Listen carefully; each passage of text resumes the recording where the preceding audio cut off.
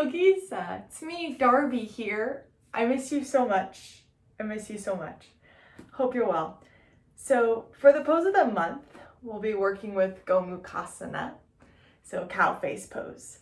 I have here, for my fellow at-home practitioners who might not have access to blocks or straps, I have a pillow and a shirt.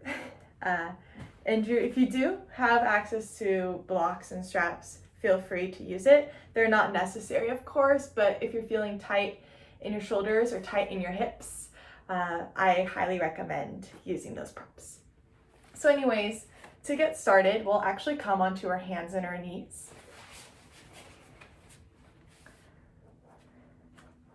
And then you're gonna extend your right leg back. If you've got a wall behind you, no problem, just walk forward. And then you'll hug that right knee into your chest and round the spine. From here, you sneak your right foot out to the left side of the leg so that your thighs kiss, as if you have to pee. So your right shin goes out towards the left diagonal. Your left shin, the leg behind, is going to steer out towards the right side of your mat. From here, you can slowly start to walk your hands behind you as you lower your hips down to sit between your feet. However, this might be a lot, right? This is a deep hip opener, which is why I love it. And it also opens up your shoulders, which is also why I love it. So if you're feeling it in your hips and this doesn't feel comfortable and there's actually pain going on, intensity is good, pain is different.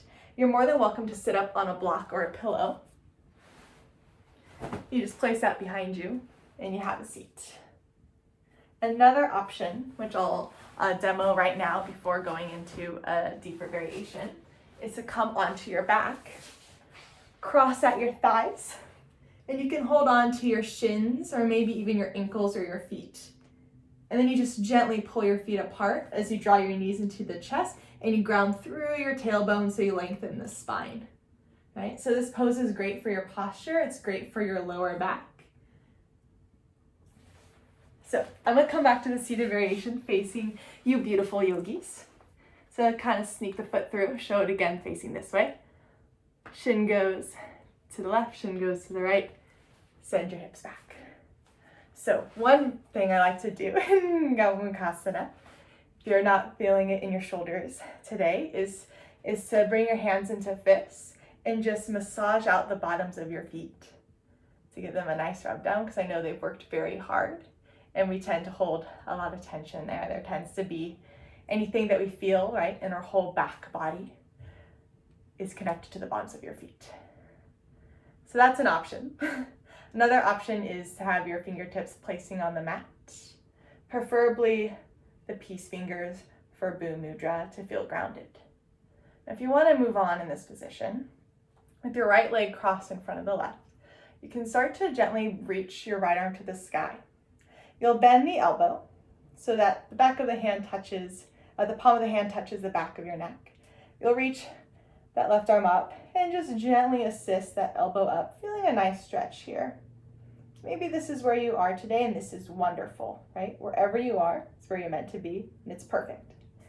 Another option, if you want to come into the bind, you'll bring your arm out to the side, internally rotate so the palm faces the back door, the back of the room, back of the mat. Bend the elbow, and then you'll start to work that hand up the midline of the back. And maybe your fingers find each other for a bind. I'll just turn around so you can see. Right, so for me, I don't have the most flexible shoulders, so I'm just the fingertips.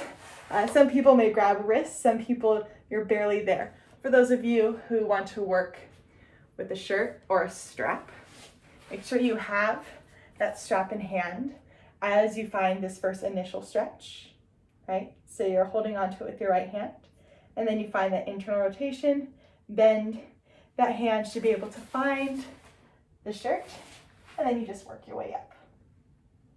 So that's the clasp.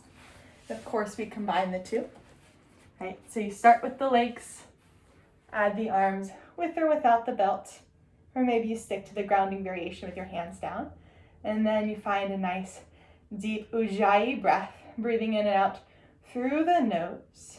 I like to close my eyes here Another option is to find a soft gaze at the floor.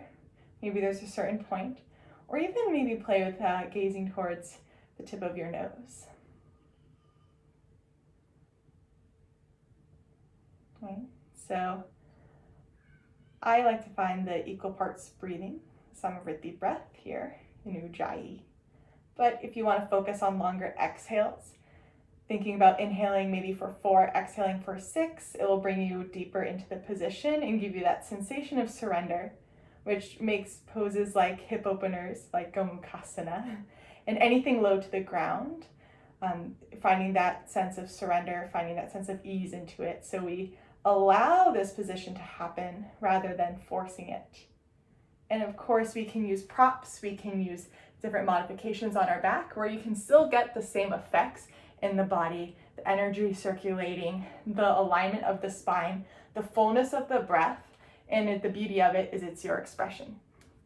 So I encourage you to try this on the other side. I will cut this video short so you don't have to see it, but it is exactly the same way you set it up. Just switching the leg that crosses on top and the arm that crosses on top, same arm as leg. So thank you so much, yogis, for tuning into Pose of the Month. My name is Darby, and I am super grateful to share this practice, this little video with you.